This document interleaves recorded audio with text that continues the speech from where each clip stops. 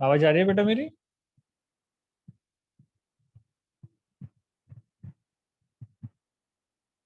आवाज आ रही है क्या? हाँ सर। हाँ ठीक है। क्या समझाना चालू था हमारा? सर हाँ। सर आपने जो ग्रुप में जो नोट्स भेजी है ना सर, हाँ। सर उसमें रोल ऑफ स्ट्रेटेजिक है ना सर, उसके 4 की 5 पॉइंट है सर। फिर ये माइक्रो एनालिसिस वगैरह, ये कौन से पॉइंट है सर? नेक्स्ट देखिए ना बेटा। सर नहीं है ना सिलेबस में। रोल ऑफ स्ट्रेटेजिस के नीचे देखिए ना, स्ट्रेटेजिक एनालिसिस है ना। पीडीएफ देखो, जो आपको मैंने ग्रुप में सेंड की थी। हाँ सर। देखिए उसमें एक्सटर्नल एनालिसिस है, इंटरनल एनालिसिस है।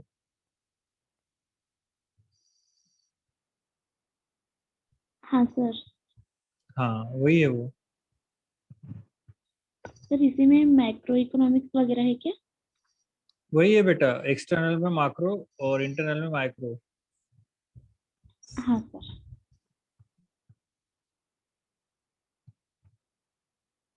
तो हमें क्या बताने वाला था आपको, प्रोसेस ऑफ स्ट्रेटेजिक मैनेजमेंट कहाँ तक हो गया हाँ, था हमारा?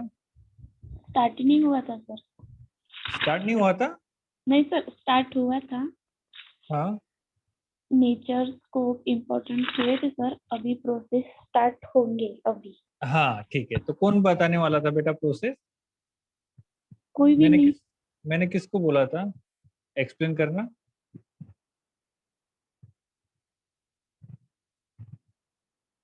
मैंने किसको एक्सप्लेन करने के लिए बोला था? हाँ सर, वो नेचर हाँ। एक्सप्लेन करने थे। हाँ गुड, किसको बोला था? दीक्षा, मुझे हम्म। और स्वाति हम्म। और जयश्री आई थिंक। हाँ राइट। तो स्टार्ट करो।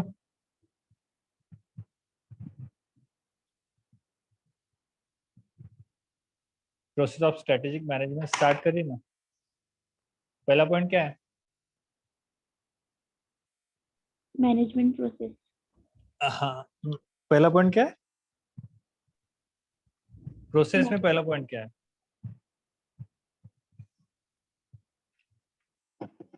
सर प्रोसेस में हाँ। Clarify your vision. Clarify your vision. Vision. Second point. Second, gather and analyse information. Gather and analyse information. Third. Information. Third क्या है? Formulate a strategy. Formulate a strategy. A next. Strategy. Next. Implement your strategy. Implement your. Implement your strategy. Strategy. हाँ। तो आप क्या explain करने वाले थे?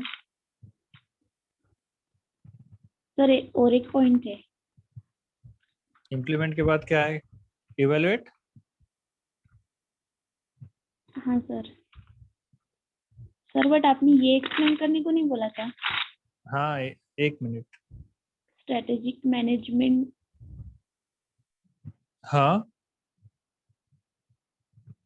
मैंने एक्सप्लेन करने के लिए क्या बोला था? Strategic management, nature scope and important. Nature scope and उसके इम्पोर्टेंस। 4 पॉइंट थे ओके। सर, वो एक्सप्लेन करने को बोला था। करिए, और ऐसे एक्सप्लेन करो। बाकी के तीन नहीं आए ना? दीक्षा, स्वाति और ये नहीं आए। कोई बात नहीं, कल मिलेंगे। करो, और ऐसे करो कि बाकी सबको समझ में आए।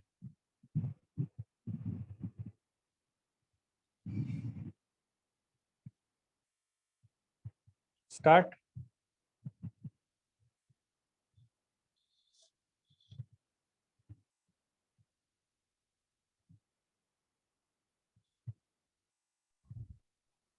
सर कौन स्टार्ट कर रहा है? आप ही हो ना, बाकी सब तो गायब हो गए हैं। नहीं सर, और भी है ना ग्रुप में। कौन? जिन्होंने मैंने एक्सप्लेन करने को जिनको मैंने बोला था, उनमें से आप ही तो हो सिर्फ। जिनको मैंने एक्सप्लेन करने के लिए बोला था उनमें से सिर्फ आप ही हो ना, बाकी दीक्षा भी नहीं है, जयश्री भी नहीं है और स्वाति भी नहीं है। तो आपने प्रिपेयर किया कुछ? सर तो क्या मुझे पूरे पॉइंट एक्सप्लेन करने पड़ेंगे? नहीं बेटा, आपको जो पॉइंट एक्सप्लेन करना है या फिर आप जिस पॉइंट के लिए कंफर्टेबल हो वो पॉइंट एक्सप्लेन करो।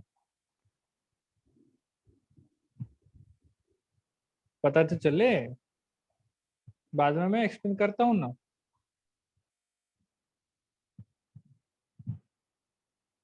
फिर मैं एक्सप्लेन करके बताता हूँ आपको सारी चीजें प्रॉपर, जो पॉइंट आपके लिए कंफर्टेबल हो। करिए, स्टार्ट सर करिए। Sir first point management process. Okay बेटा। Management process as related to how to strategy are create and change। मतलब कि सर हमारी एबीसी नाम की कंपनी है, उसमें हम जो प्रोडक्ट बनाते हैं उसमें सबसे फर्स्ट पॉइंट आता है मैनेज करना, मतलब प्लान करना, ऑर्गेनाइज करना, कोऑर्डिनेट करना। और सर मैनेजमेंट की ये प्रोसेस है और employ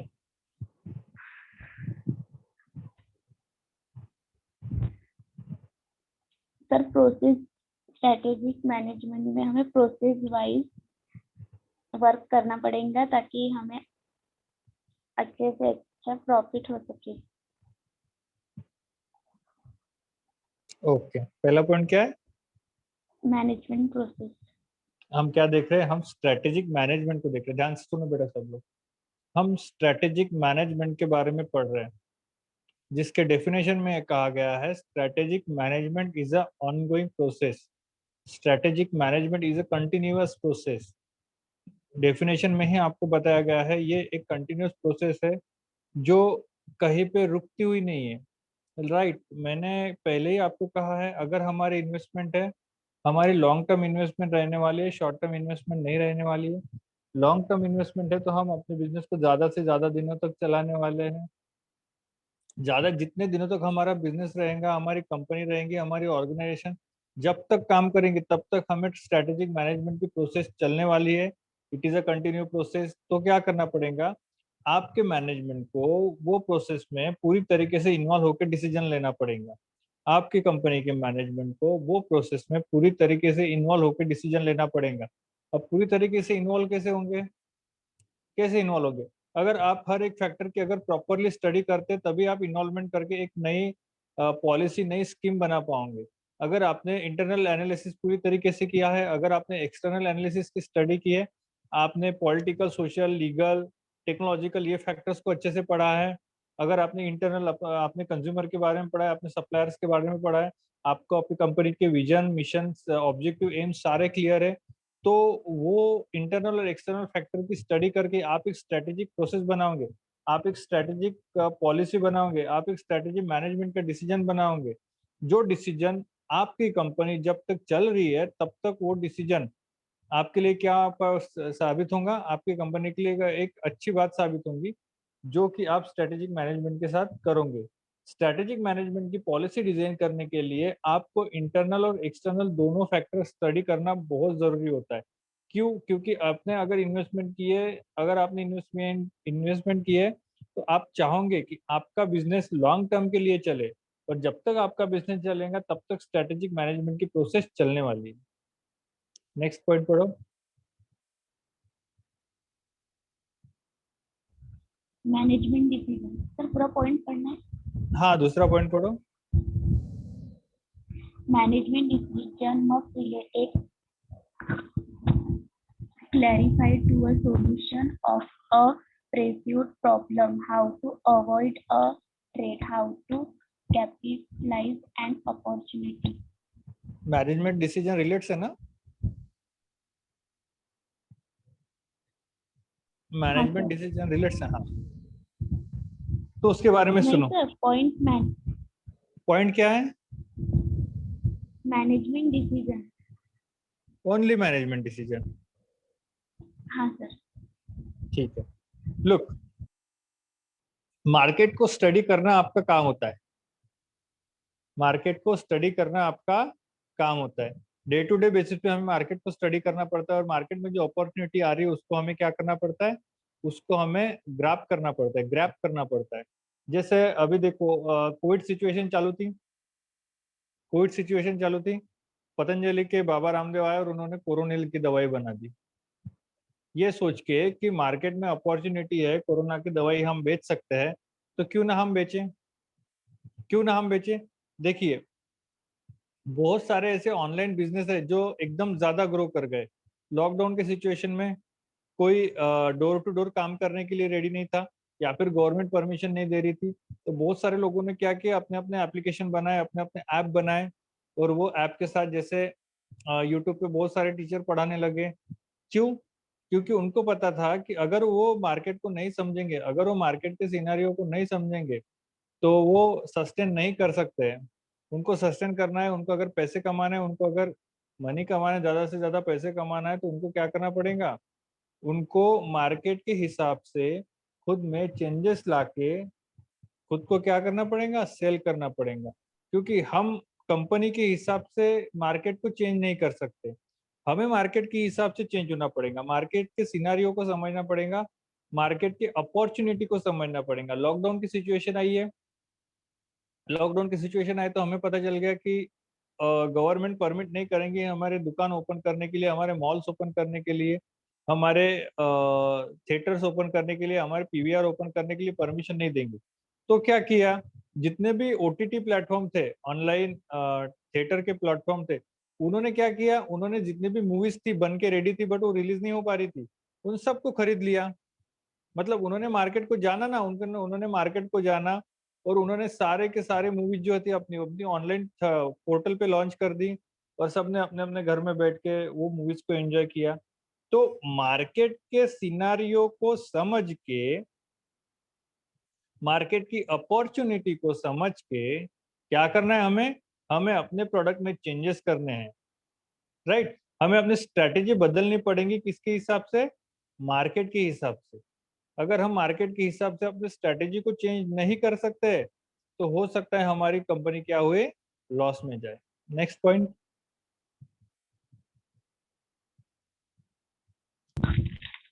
Structure of the organization. An organization is managed by people within a structure.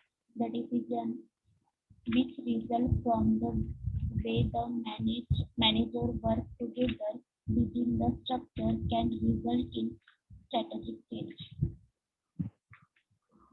बेटा फिर से पढ़ो, नहीं समझा। Structure of the organization. An organization is managed structure, by people within point क्या a है बेटा, structure. The पॉइंट क्या है, structure of the organization. Structure. Structure of the organization. ठीक है, स्ट्रक्चर ना, Structure sir. स्ट्रक्चर ना। हाँ सर। ओके, पढ़ो, उसमें पढ़ो। हाँ sir. An organization is managed by people within a structure. The decision within result from the way that manager work together within the structure can result in strategic change. फिर से पढ़ो। Sir voice clear नहीं आ रही क्या? नहीं बेटा।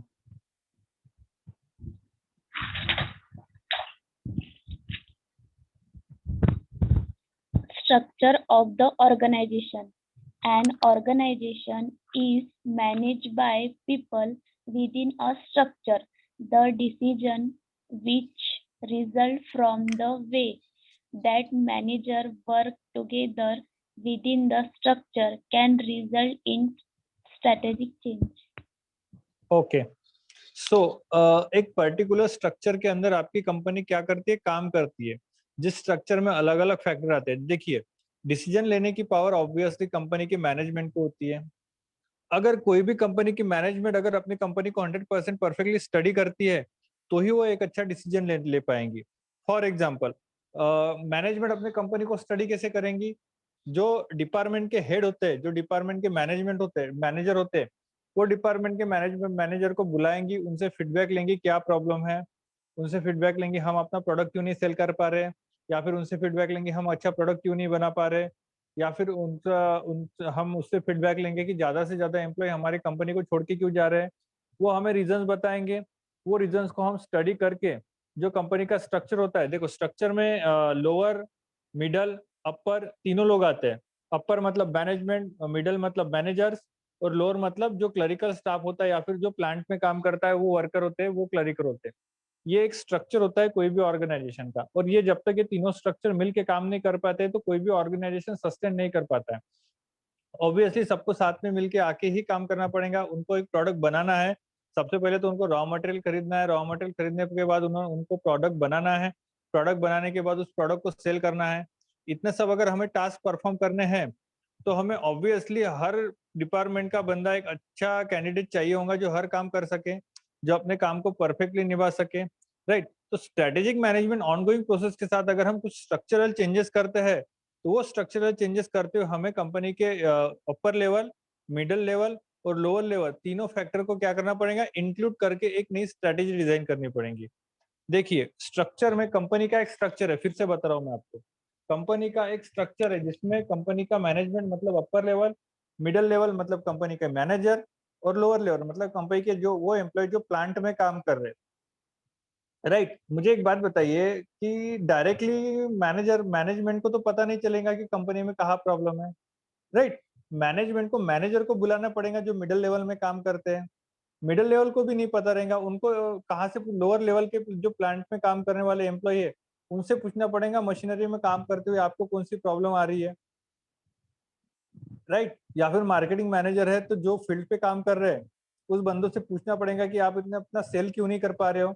वही message लेके वही एक मीडियोकर होता है जो लोअर लेवल का मैसेज अपर लेवल को ट्रांसफर करता है, ताकि लोअर लेवल की जो प्रॉब्लम होती है वो अपर लेवल को पता चले, और अपर लेवल को प्रॉब्लम पता चलने के बाद वो कुछ अपने ऑर्गेनाइजेशन में स्ट्रक्चरल चेंजेस लाए जिसके थ्रू वो क्या कर सके, प्रॉफिट कमा सके। Next. Activities of the organization. This is a potentially limited area of study, and we normally slow sen-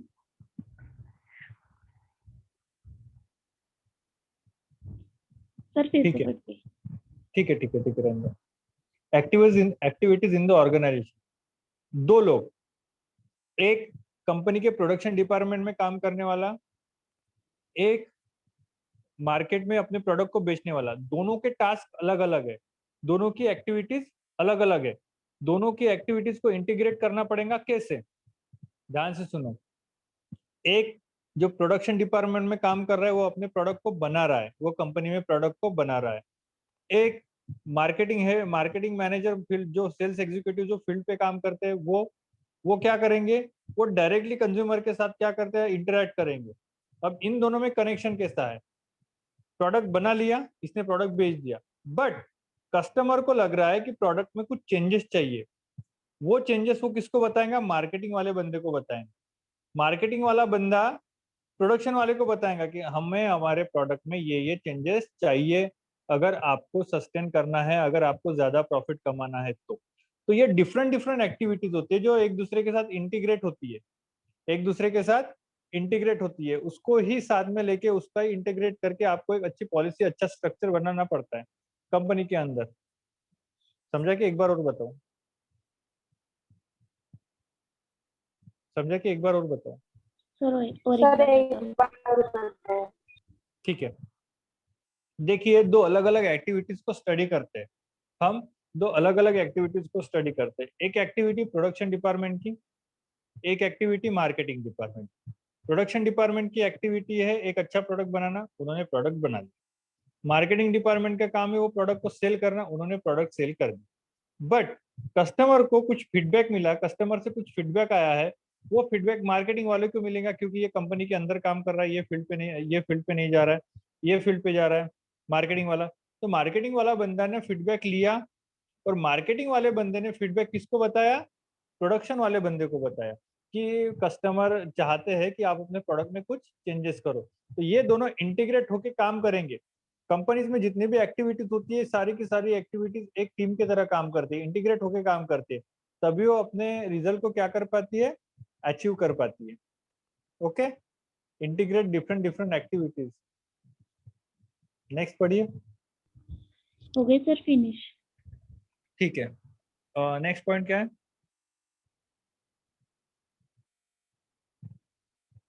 process नहीं ऑफ, बताया सर आप। Process of strategic management. ये कौन आया? Sorry sir. Jayashree and Swati, why you are late बेटा? Sir हमने वो meeting join कर ली थी। हाँ सर, मीटिंग ज्वाइन कर ली थी, पता नहीं था। कौन सी मीटिंग? मीटिंग है सर 1 बजे से, कहा? अभी स्टार्ट हुई है 9 वाले पर। हो क्या? किस बात की मीटिंग है? पता नहीं सर। तो आपने गलती से वो ज्वाइन कर लिया था? नहीं सर, मतलब हमने 1 बजे से स्टार्ट करके रखी थी, अभी स्टार्ट हुई बोलते। अरे बाप रे, कौन ले रहा है, प्रिंसिपल सर? पता नहीं ठीक है बेटा, बट आपने ध्यान रखना चाहिए ना सारी बातों पे। सर, आपकी हमारा क्लास ज्वाइन करने के लिए बोला था हमने यहाँ पे ज्वाइन। ठीक है, मुझे लगा मैंने आपको ये दिया है, टास्क दिया है कि आपको एक्सप्लेन करना है, शायद उसके डर से आप आए नहीं। नहीं सर, उस वजह से नहीं। नहीं सर। ग्रुप पे मैसेज आया था सर की मीटिंग है करके। हाँ क्या, इसलिए आपने ज्वाइन किया था? तो आपने मुझे बता देना था।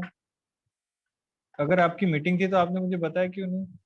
सर हमें लगा कि आप भी उस ग्रुप में ज्वाइन होंगे। हम्म,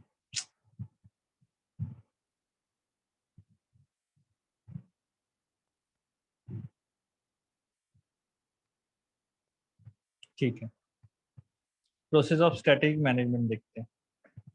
प्रोसेस ऑफ स्ट्रेटेजिक मैनेजमेंट देखते हैं।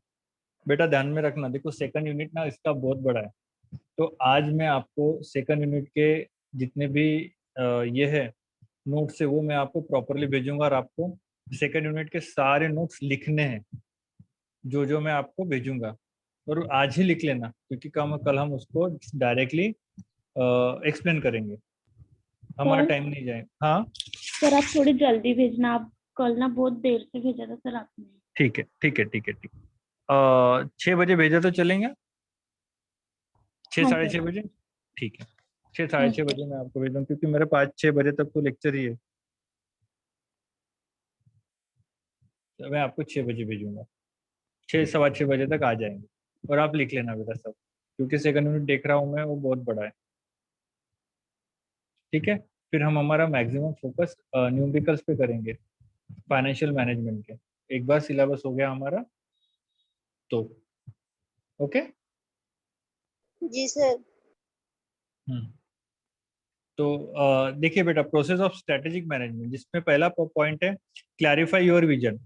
मैंने आपको पहले ही बताया बेटा, आपका विजन जितना क्लैरिफाई रहेगा, आपका विजन जितना क्लैरिफाई रहेगा, उतने ही आप आगे बढ़ पाओगे। कंफ्यूज विजन या फिर कोई भी कंफ्यूजन चीज कैसे होती है? क्लैरिफाई नहीं होती है। आपको अगर आगे बढ़ना है तो आपको अपने विजन को क्लैरिफाई रखना पड़ेगा। अगर आपका विजन है कि मुझे प्रॉफिट कमाना है, तो मुझे प्रॉफिट ही कमाना है। मैं कॉर्पोरेट सोशल सोशल रिस्पॉन्सिबिलिटी निभा के सोसाइटी को हेल्प करना नहीं, मुझे मेरा एम है कि मुझे क्या कमाना है? प्रॉफिट कमाना है। अगर आपका विजन है कि आपको किसी भी हाल में अपने एम्प्लॉय को रिटेन करना है, तो आपको हमेशा सोचना पड़ेगा कि आपको किस तरीके से आपके जो एम्प्लॉय है, आपको उनको किस तरीके से ये करना पड़ेगा। अभी स्ट्रेटेजिक मैनेजमेंट की प्रोसेस प्रोसेस बता रहा हूँ मैं। चलो, स्ट्रेटेजिक मैनेजमेंट की प्रोसेस कंसिडर करते हैं हम एचआर में। एचआर की एक प्रोसेस करते हैं, एम्प्लॉय रिटेन। एम्प्लॉय रिटेन, हमें कौन सी प्रोसेस बनानी है? एम्प्लॉय रिटेन, मतलब हमारे पास ज्यादा से ज्यादा क्या रहने चाहिए? एम्प्लॉय रहने चाहिए, अच्छे वाले एम्प्लॉय रहने चाहिए।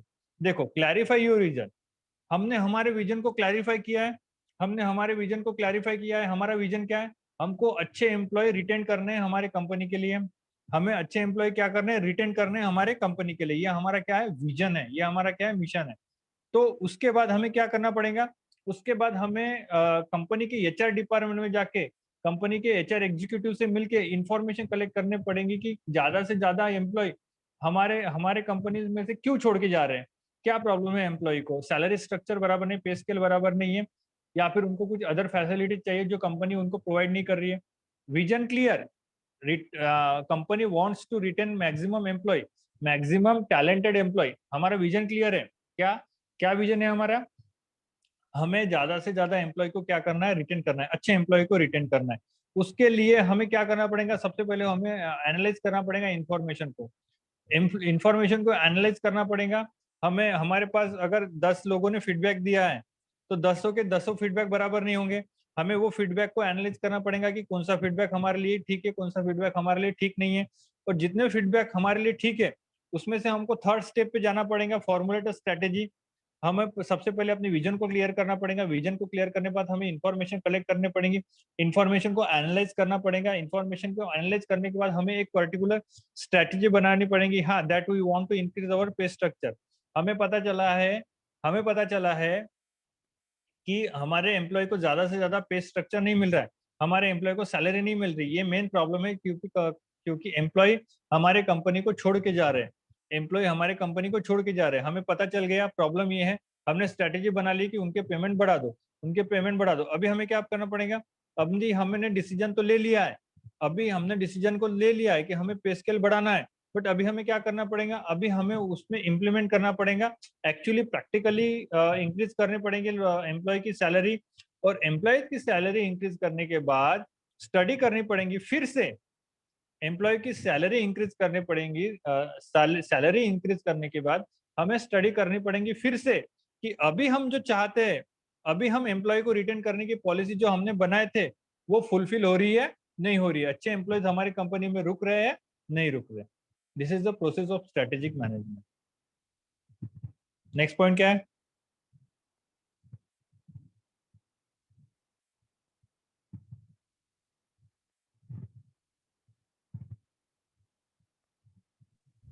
Sir, gather and analyse information.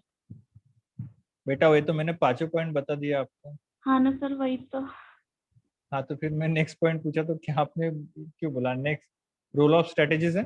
हाँ सर। शुभांगी, ध्यान नहीं रहता है क्या बेटा?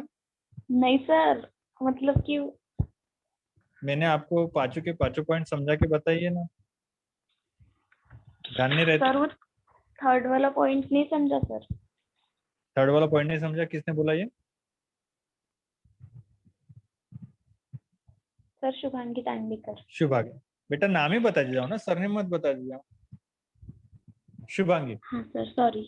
आपको फॉर्मुलेट स्ट्रेटेजी है ना, मैं आपको पांचों पॉइंट बताता हूँ। सबसे पहले एचआर डिपार्टमेंट की एक स्ट्रेटेजी जो हम बताने वाले हैं, ठीक है। हमारी स्ट्रेटेजी है retention of employ, employ retain, मतलब ज्यादा से ज्यादा एम्प्लॉय हमें क्या करने पड़ रहे हैं? अपने कंपनी में रिटेन करके रखने पड़ रहे हैं।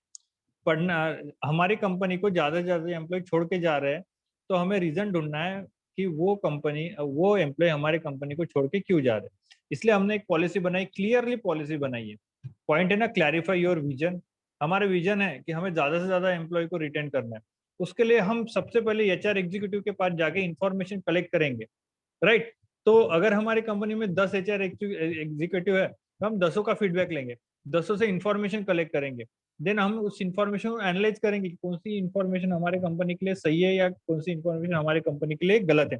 उसके बाद इंफॉर्मेशन के बेस पे हम एक फॉर्मूला बनाएंगे, इंफॉर्मेशन के बेस पे हम एक स्ट्रेटेजी बनाएंगे, स्ट्रेटेजी को फॉर्मुलेट करेंगे कि हमें अपने पेमेंट में, सैलरी स्ट्रक्चर में, पे ग्रेड में क्या करना है? इंक्रीज करना पड़ेगा अगर हमें अच्छे से एम्प्लॉय रिटेन करने हैं तो।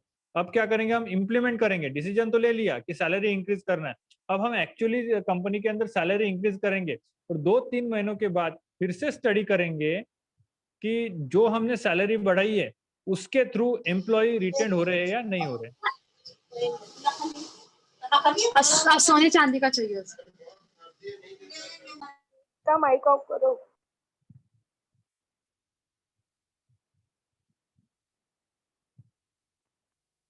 क्लियर है? हाँ सर। नेक्स्ट क्या है? रोल है ना, रोल ऑफ स्ट्रेटेजिस्ट। हाँ सर। बेटा पहला पॉइंट बताओ। Sir consultant. पहला पॉइंट बताइए।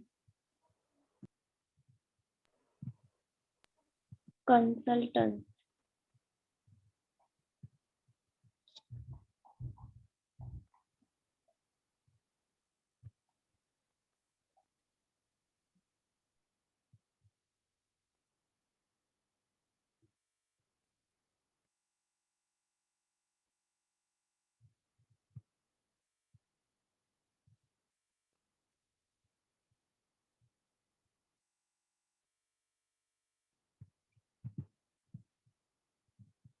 कंसल्टेंट्स। हाँ सर।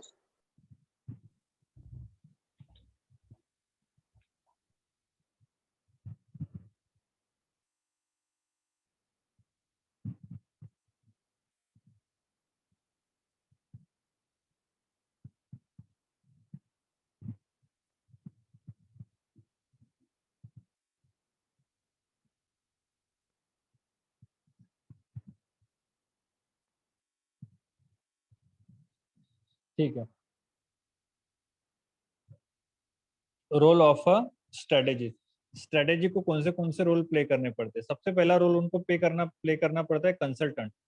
कंसल्टेंट मतलब, देखिए, अगर आपको कंपनी में स्ट्रेटेजी बनानी है, अगर आपको कंपनी में कोई भी स्ट्रेटेजी बनानी है, तो आपको क्या करना पड़ेगा?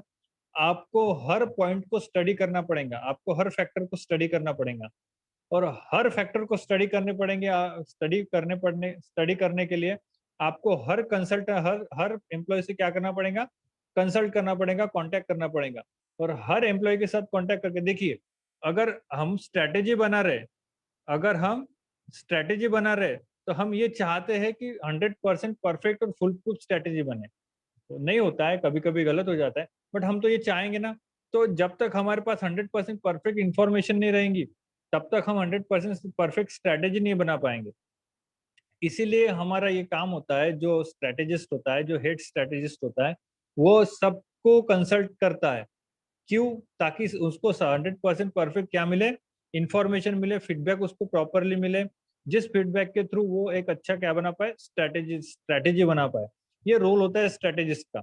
जो स्ट्रेटेजी प्लानर होता है, जो स्ट्रेटेजी बनाने वाला होता है, जो स्ट्रेटेजी बनाने वाला होता है, उसका काम है कि उसको 100% इंफॉर्मेशन कलेक्ट करनी है। कोई भी इंफॉर्मेशन छूटने ना पाए। क्यों? क्या ऐसा होता है बेटा, अगर आपके पास 100% रिलेवेंट डाटा है, अगर आपके पास 100% रिलेवेंट डाटा है, तो ही आप 100% परफेक्ट पॉलिसी बना पाओगे, 100% परफेक्ट स्ट्रेटेजी बना पाओगे। उसके लिए आपको हर एक एम्प्लॉय को, हर एक हेड को क्या करना पड़ेगा? कांटेक्ट करना पड़ेगा, कंसल्ट करना पड़ेगा, उनको पूछना पड़ेगा कि कहाँ प्रॉब्लम है। और अगर कोई डिपार्टमेंट बोल रहा है कि कोई प्रॉब्लम नहीं है, तभी भी उसकी स्टडी करनी पड़ेगी। क्यों? क्योंकि वो डिपार्टमेंट में अगर प्रॉब्लम नहीं है, दूसरे डिपार्टमेंट में प्रॉब्लम हो सकते हैं। तो इस डिपार्टमेंट की पॉलिसी हम दूसरे डिपार्टमेंट में क्या करेंगे? इम्प्लीमेंट करेंगे। तो ये बात होती है। एक स्ट्रेटेजिस्ट जो होता है, वो हर काम में परफेक्ट होना चाहिए। क्यों? क्योंकि कहीं ना कहीं हम हमारे कंपनी का इन्वेस्टमेंट स्ट्रेटेजी के ऊपर ही डिपेंड करता है। राइट? स्ट्रेटेजी के हिसाब से ही प्लान बनता है। विजन कंपनी का हर बार चेंज नहीं होता है, मिशन कंपनी का हर बार चेंज नहीं होता है। तो हम ये चाहेंगे ना कि 100% परफेक्ट एम्प्लॉय बने, 100% परफेक्ट विजन मिशन हमारे कंपनी में बने। तो उसके लिए आपके पास 100% रिलेवेंट इंफॉर्मेशन होना जरूरी होता है। ठीक है? CEO, role of strategist to CEO, chief executive officer. देखिए, चीफ एग्जीक्यूटिव ऑफिसर कंपनी का डिसीजन मेकर होता है।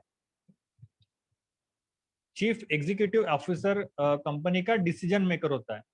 यहाँ पे स्ट्रेटेजिस्ट का रोल क्या है? यहाँ पे स्ट्रेटेजिस्ट का रोल क्या है? एक परफेक्ट स्ट्रेटेजी बना के सीईओ के पास देना, एक परफेक्ट स्ट्रेटेजी बना के सीईओ के पास देना, ताकि सीईओ उस स्ट्रेटेजी को अपने कंपनी में इम्प्लीमेंट कर सके, ताकि सीईओ ताकि सीईओ उस स्ट्रेटेजी को अपनी कंपनी में क्या कर सके, इम्प्लीमेंट कर सके। अगर सीईओ के पास परफेक्ट इंफॉर्मेशन नहीं रहेंगी, अगर सीईओ के पास अगर एक कंफ्यूज स्ट्रेटेजी रहेंगी, क्लैरिफाई स्ट्रेटेजी अगर उसके पास नहीं रहती है, तो वो काम कर पाएगा क्या?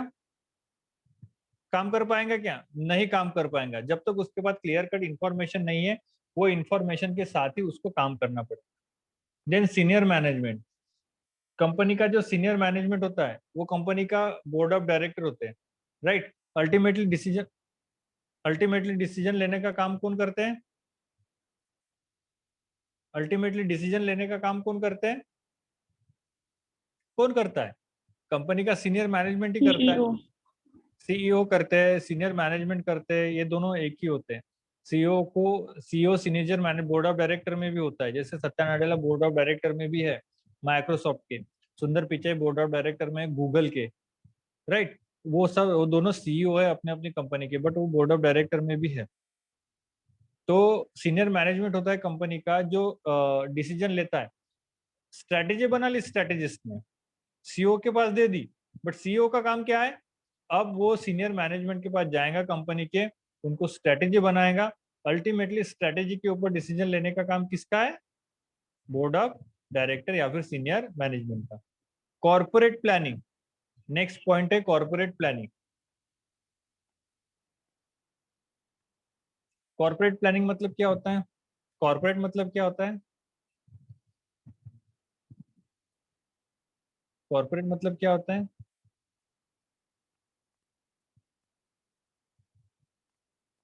क्या होता है?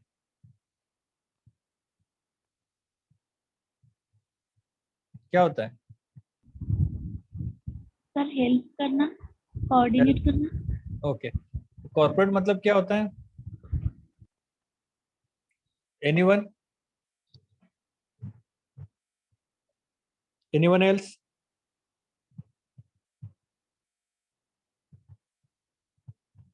कॉर्पोरेट मतलब क्या होता है?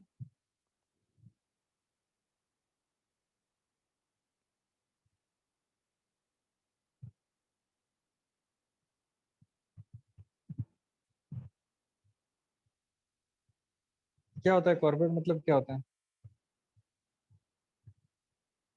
बेटा कॉर्पोरेट मतलब होता है इंडस्ट्री सेक्टर। क्या होता है? Industry sector. कॉर्पोरेट प्लानिंग मतलब इंडस्ट्री प्लानिंग।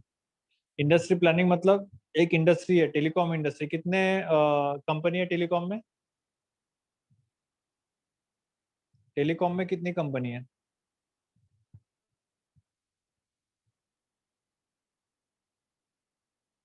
टेलीकॉम में कितनी कंपनियां हैं?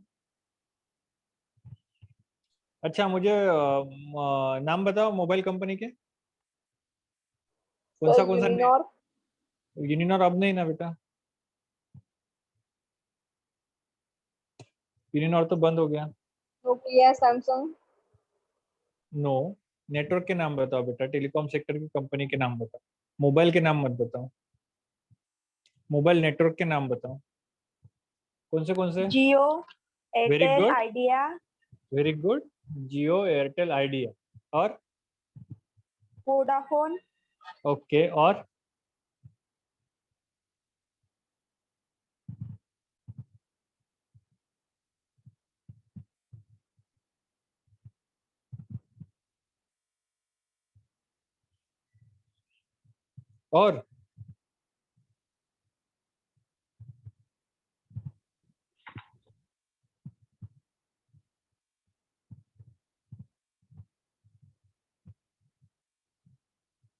एक कंपनी रहेगी ना बेटा। आप तो मेन कंपनी सबसे पहली जो टेलीकॉम सेक्टर में इंडिया में कंपनी बनी थी, वो कंपनी का नाम बताओ। नोकिया, नो,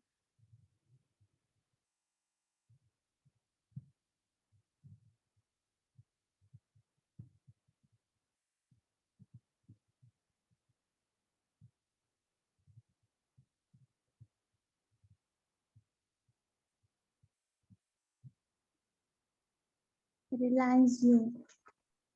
नहीं,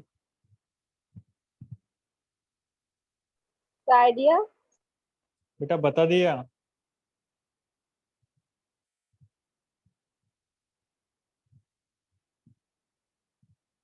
सर एप्पल।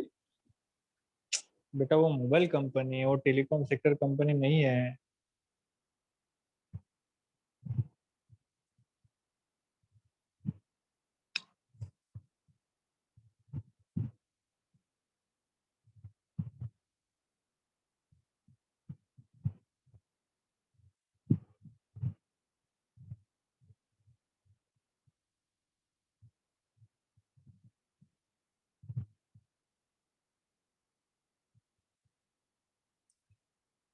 कल पता करना, कल मुझे बताना टेलीकॉम सेक्टर की वो कौन सी कंपनी है। अभी हम स्टडी कर रहे हैं कॉर्पोरेट प्लानिंग। देखिए, एक सेक्टर के अंदर जितनी भी कंपनी आती है वो हमारी कंपनी की क्या होती है, कॉम्पिटिटर होती है। जो स्ट्रेटेजिस्ट होता है, जो स्ट्रेटेजी बनाता है किस तरीके से हमारी कंपनी ने काम करना चाहिए, उसका एक काम बनता है कि वो कंपनी के इंटरनल फोर्सेस के साथ साथ कंपनी के एक्सटर्नल फोर्सेस को भी क्या करे, स्टडी करे। राइट, इंटरनल फोर्स और एक्सटर्नल फोर्स दोनों को स्टडी करें। इंटरनल तो स्टडी कर रहा है और स्टडी कर दी, राइट, उन्होंने अलग अलग डिपार्टमेंट से कंसल्ट कर लिया, उन्होंने सीईओ से, मैनेजमेंट से कंसल्ट कर लिया, उन्होंने बोर्ड ऑफ डायरेक्टर से कंसल्ट कर लिया, बट अभी उनको स्ट्रेटेजी बनाए तो उनको अपने कॉम्पिटिटर को भी स्टडी करनी पड़ेगी ना। राइट, मुझे एक बात बताइए, कॉम्पिटिटर को स्टडी करने की एक बहुत बड़ा एग्जाम्पल बताता हूँ मैं आपको। जियो आया, 150 रुपए में 1 महीने का प्लान बेचा, राइट, उनका देख देख के एयरटेल वोडाफोन आइडिया, इन तीनों कंपनी ने सोचा कि अगर वो प्राइस कम नहीं करेंगे तो मार्केट से गायब हो जाएंगे कुछ दिनों में। हुआ ना, वैसे हुआ ना। तो अपने स्ट्रेटेजी बनाने के लिए अपने कंपटीटर पे भी ध्यान रखना जरूरी होता है, क्योंकि अकॉर्डिंग टू कंपटीटर ही हम हमारा क्या बना पाते हैं, स्ट्रेटेजी बना पाते हैं। क्योंकि अगर मार्केट में रहना है तो अपने कंपटीटर के भी लिए भी ध्यान देना पड़ता है, क्योंकि कंपटीटर कब खुद हमारे ऊपर ध्यान देके एक नई स्ट्रेटेजी बनाए बता नहीं सकते, क्योंकि मार्केट में कट थ्रोट कंपटीशन चलता है। गला काटो आगे बढ़ो, गला काटो आगे बढ़ो वाला। वही तो किया जियो ने, बाकी की जितनी भी कंपनियां थी वो कंपनियां सब बंद हो गई। 4 कंपनियां सर्वाइव कर पा रही है अभी, बाकी कंपनी तो बर्बाद हो गई ना, एयरटेल बर्बाद हो गई, एयरसेल बर्बाद हो गई, बहुत सारी ऐसी कंपनियां जो चली गई, बंद हो गई। इसलिए मार्केट में कट थ्रोट कंपटीशन रहता है, इसलिए हमेशा हमारे कॉम्पिटिटर को स्टडी करना जरूरी होता है।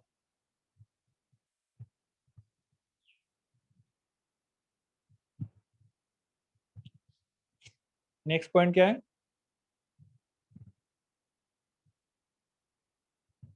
इंटरनल एक्सटर्नल एनालिसिस है। Senior management. नहीं सर। नेक्स्ट पॉइंट क्या है, सर लास्ट शुभांगी पॉइंट है उधर सीनियर मैनेजमेंट। शुभांगी आपका ध्यान नहीं रहता है, आपका ध्यान नहीं रहता है शुभांगी। नेक्स्ट पॉइंट क्या सर है, सीनियर मैनेजमेंट सर बताया ना। सर सीनियर, बेटा सीनियर सर मैनेजमेंट तो मैंने सीनियर पढ़ा दिया ना। मैनेजमेंट।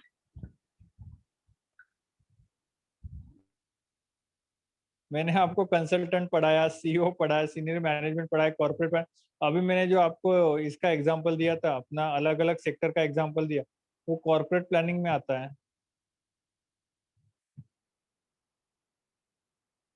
ठीक है, कंसल्टेंट, कंसल्टेंट मतलब कंपनी के अंदर आने वाले हर फैक्टर को स्टडी करना, उनसे कांटेक्ट करना, उनसे कंसल्ट करना, उनसे कंसल्ट करने के बाद ही एक अच्छी इंफॉर्मेशन कलेक्ट करना। सीईओ स्ट्रेटेजिस्ट क्या करेगा, इंफॉर्मेशन कलेक्ट करके एक स्ट्रेटेजी बनाएगा जो सीईओ के पास देगा। सीईओ उसको स्टडी करके सीनियर मैनेजमेंट को दिखाएगा, सीईओ उसको स्टडी करके सीनियर मैनेज, क्योंकि अल्टीमेटली डिसीजन लेने का पावर किसी के पास है, सीनियर मैनेजमेंट के पास है। राइट, सीनियर मैनेजमेंट में डिसीजन लेने के बाद वो क्या करेंगे, वो अपने कॉम्पिटिटर को स्टडी करेंगे, मतलब कॉर्पोरेट प्लानिंग करेंगे। कॉर्पोरेट में कंपटीशन में रहने के लिए वो प्लानिंग करेंगे।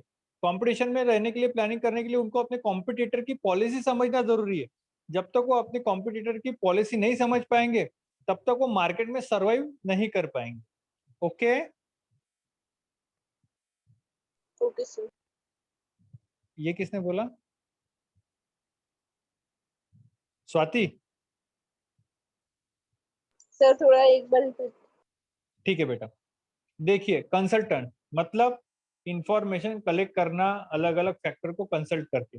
अलग अलग फैक्टर मतलब अलग अलग लोग, अलग अलग लोगों को कंसल्ट करना पड़ेगा, उनसे स्टडी करना पड़ेगा, उनसे इंफॉर्मेशन कलेक्ट करना पड़ेगा।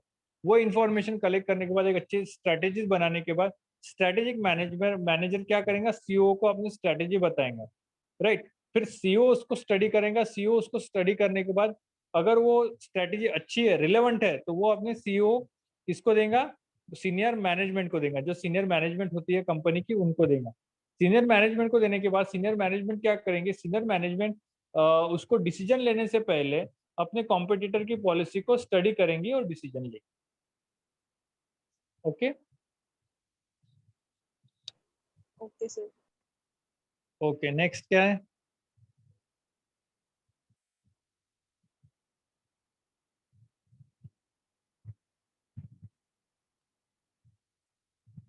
Sir conduct internal analysis steps है।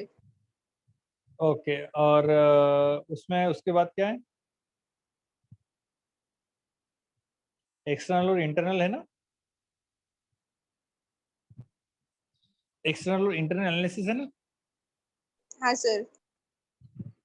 External analysis overview, internal analysis value chain and benchmarking. अच्छा बेटा, मुझे एक्सटर्नल का पॉइंट पढ़ो, कोई भी पढ़िए। सर इंटरनल एनालिसिस वाला। एक्सटर्नल पढ़ो बेटा, इंटरनल पहले एक्सटर्नल पढ़ो।